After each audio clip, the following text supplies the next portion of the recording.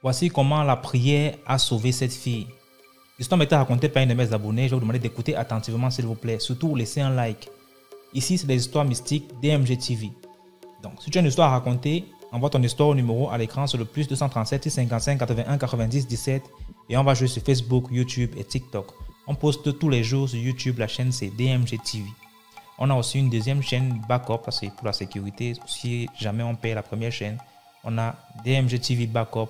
On poste tous les 13h30 sur YouTube. DMG Backup. On a aussi une autre chaîne pour les histoires mystiques exclusives qui est DMG TV Histoire Mystique Exclusive où on poste tous les 15h00. Donc, je vous invite à aller regarder toutes ces vidéos là. Voilà. Donc, écoutez attentivement s'il vous plaît. Surtout, laissez un like. Ce qu'on fait, c'est pour sensibiliser. Commentez, partagez, invitez plus d'amis à venir écouter aussi les histoires. Donc, écoutons l'histoire. Bonjour DMG, j'espère que tu vas bien, c'est encore moi. Alors, je viens pour une 5e histoire. Tu te rappelles, c'est moi qui t'ai raconté mes petites histoires quand j'étais au village, quand j'allais au village pendant des vacances, dans le sud du Cameroun. Alors, je reviens encore avec une nouvelle histoire. Et cette fois-ci, je vais un peu remonter. Non, je vais avancer dans le temps. Ma fidèle acolyte et moi, ma cousine en question, on avait déjà à ce temps-là à peu près, quel âge? 16 ans, 17 ans. Et du coup, on est de retour au village. Comme à chaque grande vacances, comme on y allait toujours. Sauf que cette fois-ci, on est arrivé et en fait, il y a mon village. En fait, les villages Betty, si tu veux, les villages se succèdent. C'est-à-dire que les villages, tu longes la route. Je sais pas comment dire ça. Bref, tu es dans ta voiture, tu longes la route, tu arrives à un village, tu reprends ta voiture, tu continues et tu arrives à un autre village délimité par une plaque, délimitée en fait. Et le village d'à côté était vraiment délimité par une petite route de 500 mètres. Et c'est là-bas que vivait un jeune homme. Dans les villages, vous savez, on dit souvent le plus riche du village, c'est celui qui a la plus grosse maison, c'est celui qui a ceci. Et le village d'à côté, il y avait donc un homme, il avait ses fils, il avait 3 fils et 2 filles. Donc, en gros, c'était le plus riche de leur village. Il avait une maison en étage. Pour reconnaître leur maison, on disait l'homme qui a la maison en étage. Et nos villages, c'était vraiment côte à côte, c'est-à-dire qu'il était en même temps pasteur, en fait. Donc, il venait, et comme on n'avait pas de pasteur attitré dans notre village, c'est lui qui venait faire la messe dans notre village. Il avait donc un fils, 3 fils, mais il avait donc un seul qui a attiré l'attention de ma cousine. Moi, je ne l'aimais pas particulièrement parce que il m'avait déjà dragué. Tu vois, non, il m'avait dragué et moi, je ne l'aimais pas pour ça. Et il était allé draguer ma cousine. Il m'avait dragué les vacances passées. Moi, j'avais dit non, je n'étais pas intéressée. Et les nouvelles vacances où ma cousine et moi, on y va, on se retrouve au village. Il a commencé à être très insistant avec elle. Il a commencé à être très, très insistant. Il a commencé à la draguer. Il a commencé à être... Et moi, je ne le voyais pas d'un bon oeil. Et à ce moment-là, je ne pensais pas que c'était...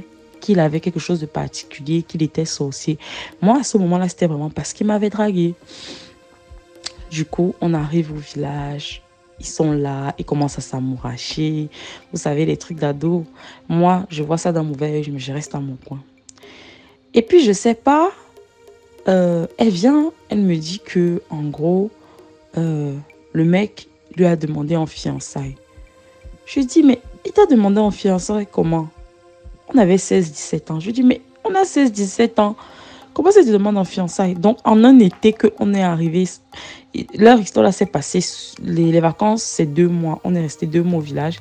Et c'était le début, donc c'est le premier mois où il ne faisait que s'amouracher. Et le deuxième mois, donc en août, parce qu'on arrivait en début juillet, fin juin même. Du coup, en août, elle vient, elle me dit ça, que non, il veut l'épouser, il veut faire sa vie avec elle. Je dis, mais on n'a que 16 ans. Et dans les villages Betty, en fait, la femme se marie assez vite. C'est pas les mariages comme tu vas faire la dot, nanana, non. C'est le genre, c'est un peu le viens, on reste à dire que tu vas te lever, tu vas décider que non, bah, je vais aller habiter dans sa maison. C'était un peu ça, demander en fiançailles, c'était un peu ça, aller se marier. Sachant que ma cousine là, Elle vivait à San Minima. Et elle, malheureusement, bon, ses parents ont toujours vécu au village. Elle est à l'école à San Minima. Et voilà, ils sont pauvres. Donc, dans nos villages, Betty, c'est plus ce genre-là qui se passe quand ils vivent au village. Parce que l'homme qui était le plus riche de leur village, lui, il vivait avec ses fils. Ils vivaient tous dans le village là. Donc, si elle devait aller vivre chez lui, c'est dans le village d'à côté. Je ne sais pas si je suis claire. Du coup, elle me dit, je vais aller vivre dans le village d'à côté avec lui. Je lui dis, mais tu as 16 ans. Et ses parents étaient d'accord parce que, bon, il a un peu de moyens, il a des plantations, il a des petits business et tout. Bref, c'est lui et c'est lui. Et dans nos villages, il n'y avait pas de lumière, donc c'est lui qui alimente. Il a le groupe électrogène, donc le soir, les gens viennent charger les téléphones chez lui. Nanana. Donc ses parents, ils ont vu ça, ils se sont dit, ah, notre fille, au moins, elle aura une bonne situation. Elle se lève, elle va donc là-bas. Moi, j'étais pas d'accord, perso, mais je me suis dit, bon, ah, anyway, on va faire comment? Elle va dans le village du mec en question. Elle venait me voir parce que nos villages étaient vraiment à côté. Comme je vous ai dit, c'est 500 mètres. Donc, je descendais pour aller dans son village. Je pouvais même marcher 20 minutes à pied avant d'arriver dans son village. Et on se voyait tout le temps. Elle revenait voir ses parents. Sauf qu'à un moment, je ne la vois plus, DMG. Une semaine, je ne la vois plus. Je dis, mais qu'est-ce qui se passe? Et puis, quand je vais dans son village, on me dit que non, soit elle est au champ, soit elle est ceci, soit elle est cela. Je ne comprends pas. Je dis, mais je veux voir ma cousine. On me dit que tu ne peux pas la voir. D'accord, ok. Je commence à m'inquiéter et je commence vraiment à réfléchir. Je me dis, mais qu'est-ce qui se passe en fait? Est-ce qu'il n'y a pas un truc? Je m'en vais voir sa mère. Je dis à sa mère, mais on n'a plus de nouvelles de ta fille en fait. Tu ne l'as pas vue? Elle me dit, oui, mais je ne l'ai pas vue. Mais c'est normal. Elle est mariée. Elle avait son mari. J'ai dit, ok, je ne peux pas compter sur sa mère parce que sa mère, elle a vu l'argent et tout. On lui avait déjà donné des dames Jeanne de vin. On lui avait déjà donné une chèvre, un carton de poisson, des petits trucs, vous voyez. Donc, je ne peux pas compter sur elle. C'est donc comme ça que moi, je m'en vais dormir et là, je fais un rêve. Dans le rêve, je vois une personne enchaînée. Genre, je rêve que, en fait, je marche. Et je me retrouve dans une pièce noire, comme un cube, comme une boîte. Je vois une personne enchaînée. La personne est enchaînée, la tête baissée. Elle est suspendue en l'air. Les chaînes sont partout. On ne voit même pas 1 centimètre de sa peau. Elle est vraiment saucissonnée. Mais quand je dis enchaînée, c'est enchaîné. Et puis, je ne comprends pas en fait le rêve. Et puis, je me rapproche. Et quand je me rapproche, la chaîne qui est sur son visage tombe. La chaîne qui, parce qu'on ne voyait pas son visage, la chaîne qui est sur son visage tombe. Je vois ma cousine. Et je lui dis, mais qu'est-ce que tu fais là? Qu'est-ce qui t'arrive? Elle ne peut pas parler. Elle a toujours le visage baissé. Je me réveille en sursaut parce que moi, en fait, je fais des rêves réels. Et c'est pas comment on dit ça. Moi, quand je fais un rêve, je me réveille directement après et je me rappelle du rêve. Mais je n'avais pas encore compris que ça devait me servir plus tard dans ma vie. Mais bon, ça, c'est une autre histoire. Toute la journée, je réfléchis, je me dis, mais c'est quel rêve que je fais? C'est quoi ce rêve que je fais? Mais qu'est-ce qui se passe? Je commence à me poser des questions, mais je n'ose en parler à personne. Donc, je reste dans mon coin. Je commence à m'inquiéter pour elle sérieusement. Qu'est-ce que je fais? Je commence à prier. Genre, j'allais au champ, je rentrais, je vaquais à mes occupations, mais je priais pour elle. Je disais, Seigneur, bon, je n'étais pas encore vraiment en fervente dans la prière. Je faisais des petites prières à mon niveau. Je disais que Seigneur, protège-la, Seigneur, protège-la, Seigneur, que rien ne lui arrive. Seigneur, garde ton enfant. Je priais comme ça pour vraiment, parce que ce rêve m'avait vraiment interpellée et j'avais déjà peur. Donc, pour moi, c'était déjà bizarre. Je faisais toujours, j'ai fait cette prière pendant 1 semaine et ça faisait 2 semaines qu'on ne l'avait pas vue. J'ai fait cette prière pendant 1 semaine. Je faisais tous les matins, je disais au Seigneur, protège-la. Seigneur, protège-la. Seigneur, libère-la. Seigneur. C'était vraiment comme une litanie pour moi. Je le disais, mes frères et sœurs, tous les jours. Tous les jours. Jusqu'à ce que je rentre du champ un jour. Le monsieur, le fils vient devant moi. Il arrive à ma hauteur. Déjà, il me toise, il me regarde bizarrement. Je dis, mais qu'est-ce qu'il a encore celui-ci? Moi, dans ma tête, je me dis que c'est par rapport au fait que je l'avais barré l'année passée. il vient devant moi. Il venait livrer le vin parce qu'ils font aussi des livraisons de vin. Bref, vous savez, le vin de palme là, il livre ça. Il venait livrer ça dans notre village. Il me dit, voilà, je voulais même te trouver. Je lui dis, comment va ma cousine? Est-ce qu'elle va bien? Est-ce que tu t'occupes bien d'elle? Il me dit, ça ne te regarde pas. Elle va très bien où elle est là-bas. Elle est au champ. J'ai dit, d'accord. Et il me dit, ce que tu fais là, je te demande de m'arrêter ça. Parce que tu ne sais pas dans quoi tu t'engages. Il me menace. Et je ne comprends pas de quoi il parle. Moi, je me dis qu'il me parle du fait que moi, je demande tous les temps les nouvelles de ma cousine. Que c'est ça peut-être qui le dérange. Que je passe le temps à harceler sa mère. Je passe le temps à harceler et à venir là-bas pour demander de ses nouvelles. Parce que c'était ma meilleure amie. C'était comme ma soeur. Il me dit, ce que tu fais là, je ne vais pas te laisser faire ça. Tu vas voir. Je ne comprends pas. Je me dis, moi dans ma tête, moi je lui dis, je ne vais jamais arrêter de demander de ses nouvelles. Je vais continuer à demander de ses nouvelles. Il s'en va fâché. Je dis, mais celui-ci se prend même pour qui? Bref, moi il passe à autre chose. Moi j'avais la bouche à cette époque. Moi je bagarrais au cas de tout. J'étais un garçon manqué. Donc moi je bagarrais toujours. Donc moi je m'en foutais de ce qu'il disait. Je m'avais dormi. Je fais un autre rêve, les amis. Dans le rêve, le bon monsieur vient. Le monsieur se place devant moi. Dieu me ramène toujours dans cette pièce où il y a ma cousine qui est enchaînée. Je suis toujours devant elle. Je la regarde. Je ne sais pas comment faire. Je ne peux ni avancer ni reculer. Je suis juste placée devant elle. Le mec sort derrière ma cousine. Il vient se placer devant moi. Il me dit, je t'ai prévenu. Arrête ce que tu fais là. Je lui dis, mais je fais quoi? Et dans le rêve, je lui dis, donc c'est toi qui l'as enchaîné comme ça. Il me dit, ça ne te regarde pas. Tu n'étais même pas censé arriver ici. Je ne sais pas comment tu as fait pour arriver d'ici. Mais tu t'en vas et tu arrêtes ce que tu fais. Je lui dis, mais qu'est-ce que je fais? Demander les nouvelles de ma cousine, c'est un problème. Il me dit que non. Tu sais ce que tu fais tous les matins. Tu sais ce que tu fais tous les jours quand tu te lèves. À toute heure, tu sais ce que tu fais. Je lui dis, mais de quoi il parle? Et c'est donc là que je tilte parce que comme je vous ai dit, tous les matins, je dis toujours, Seigneur, protège-la. Seigneur, protège-la. Seigneur, garde-la. Je dis ça tous les matins. Et là, je tilte, je me dis, ah bon. Ah bon.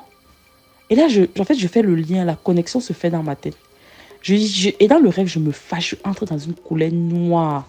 J'ai jamais été aussi en colère. Je lui dis, donc c'est toi qui es à l'origine de ça. Donc c'est toi qui fais ça. Donc c'est toi donc c'est à cause de toi qu'elle est dans cet état. Et je vous assure les amis, je n'étais pas encore spirituelle, donc je n'avais pas encore capté réellement l'importance et la portée de ce que je voyais en fait. Vous voyez. Moi, dans ma tête, l'avoir enchaîné comme ça, je n'avais pas compris que c'était forcément spirituel. Dans ma tête, je me disais que non, il lui montait la tête pour qu'elle ne me parle plus ou que elle ne vienne plus me voir. Moi, dans ma tête, c'était ça. Moi, je ne savais pas que c'était plus en fait. Donc, je me réveille. Il m'a averti encore et puis je me réveille. Là, je me dis, bon, ok, je vais en parler à quelqu'un. Les vacances là, il y avait une autre de mes tantes. Elle priait. Elle priait beaucoup, donc on était venus vraiment en famille. Je vais la voir. J'hésite beaucoup avant d'aller la voir parce que je sais que mes autres tantes ne m'ont pas cru. Pour la fête de la grand-mère qui nous donnait de la nourriture pourrie et qui était morte, qui voulait à tout prix que je l'amène derrière pour aller aux toilettes, ma tante qui vivait au village ne m'avait pas cru.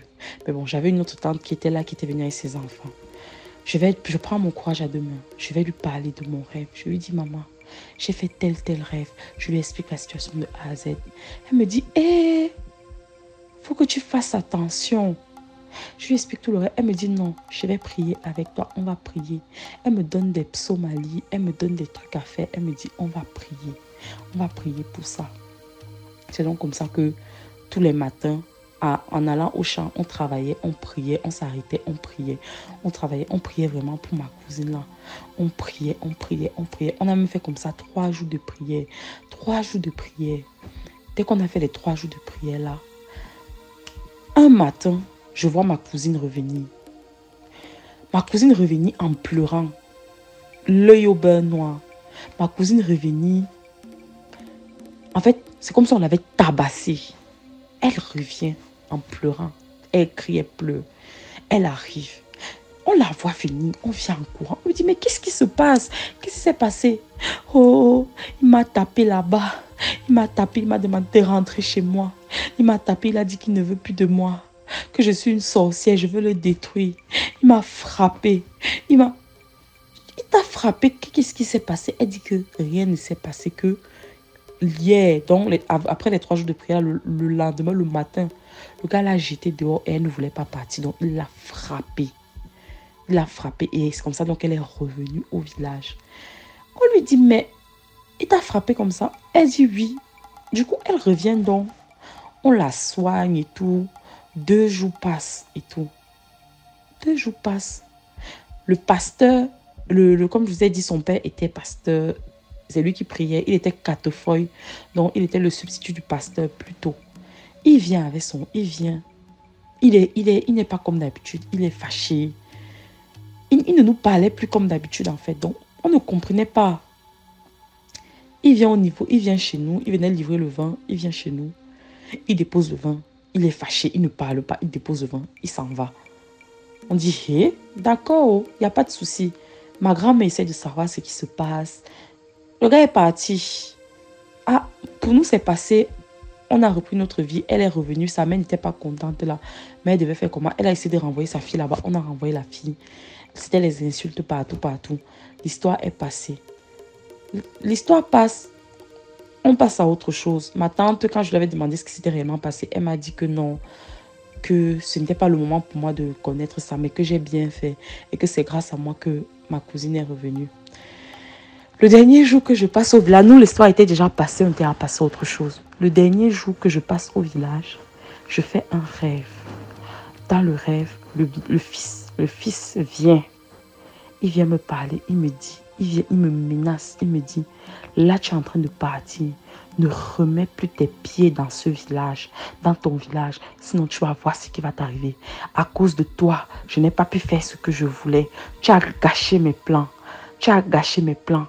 N'est-ce pas, elle est revenue, non? Tu as eu la chance, parce que ce n'est même pas elle que je voulais, c'était toi que je voulais. C'était toi que je voulais. Tu sais ce que j'aurais pu gagner si je t'aurais eu.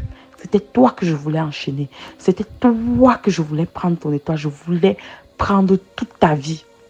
Il commence à me parler, à m'insulter, à me dire comment il m'a raté, comment il a raté ma copine, que j'ai eu la chance, qu'elle a eu la chance et tout. J'écoute. Je lui dis, d'accord, oh, j'ai compris, oh, mais sache que je vais revenir. Je suis ici toutes les vacances. Je vais revenir toutes les vacances. Tu ne vas rien me faire. Tu ne vas rien me faire. Et pour la première fois dans le rêve, je lui dis, au nom de Jésus, tu ne vas rien me faire. Dès que je dis ça, il recule choqué. Il recule choqué. Il me dit, on verra de toute façon. La guerre que tu as déclarée là, tu as déclaré cette guerre. Je me réveille. Ah, moi, j'ai fait mon signe de croix et puis moi, je vais qu'à mes occupations. Hein. Je n'avais même pas géré ça. C'est comme ça que je rentre en ville pour continuer les études et ma soeur et ma cousine rentrent aussi. Et j'ai oublié de dire, c'est que je lui demande, mais qu'est-ce que tu as vécu là-bas? Pourquoi tu ne revenais plus ici? Elle nous dit que c'est comme si elle nous avait complètement oubliés en fait. C'est comme si en fait, elle se souvenait plus de nous. Elle savait que j'existais. Mais c'est comme si on lui avait fermé les yeux, on l'avait fait oublier des choses. Donc quand moi je venais la demander et tout, et qu'elle n'était pas là, c'est que en fait, le fils savait que j'allais venir.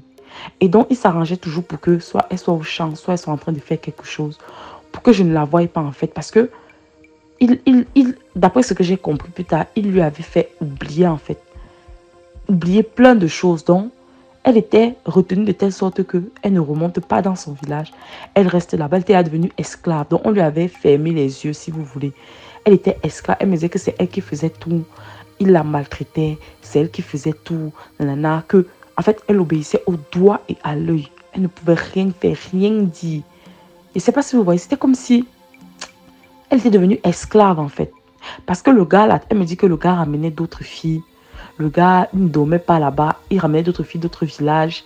Il découchait. Elle ne disait rien. Elle assumait. Elle était soumise à un point. Il dit ah. Elle dit ah. Elle se couche. Elle, à genoux. Elle me disait que le gars, quand il était contrarié, elle pouvait rester à genoux toute une journée en fait. Toute une journée. Donc, il lui faisait subir des traitements comme ça. Et je lui ai dit, mais pourquoi tu ne te rebelles pas? Après tout ce qu'on a vécu, elle dit qu'elle ne sait pas. Elle ne pouvait rien faire. C'est comme si, en fait, elle était fausse. Elle ne comprenait pas ce qui se passait. Donc, voilà son explication après que tout ça se soit passé. Et puis, on est rentré en ville. Et puis, voilà. Voilà ma 5e histoire que je te raconte à propos de ma cousine. Je te remercie, DMG, et je tiens à préciser que pour ceux qui vont être étonnés qu'elle partait là-bas à 16 ans, je vous assure que dans les villages bêtis, c'est très courant en fait que vous voyez une fille de 15 ans qui part déjà en mariage, une fille de 20 ans qui part en mariage. Et je rappelle que certains villages, certaines familles sont tellement pauvres que en fait ça se passe comme ça. Il n'y a pas de dot, il n'y a pas de toquet-porte, il n'y a rien en fait. Donc si le mec te plaît, le mec te propose viens habiter chez moi et puis en fait tu vas habiter. Ça m'est déjà aussi arrivé qu'on m'ait proposé d'aller vivre chez un homme comme ça, sans doute ni rien. Donc voilà, c'est un peu ça, pour ceux qui seront étonnés. Donc je ne sais pas si j'étais assez claire et mes explications ont été assez fournies. Donc voilà, ma 5e histoire. Je te remercie DMG, commenter, liker, partager. Et puis, bye. Elle est un peu longue celle-ci, hein, mais bon. Bye. Merci beaucoup pour l'histoire. J'espère que chacun a retenu sa part de leçon dans cette histoire. Si tu as une histoire à raconter, n'hésite pas à envoyer ton histoire ici sur DMG TV Histoire Mystique au numéro +237 655 81 90 17 et on va jouer ici sur Facebook, YouTube et TikTok. On se prend bientôt pour une nouvelle vidéo.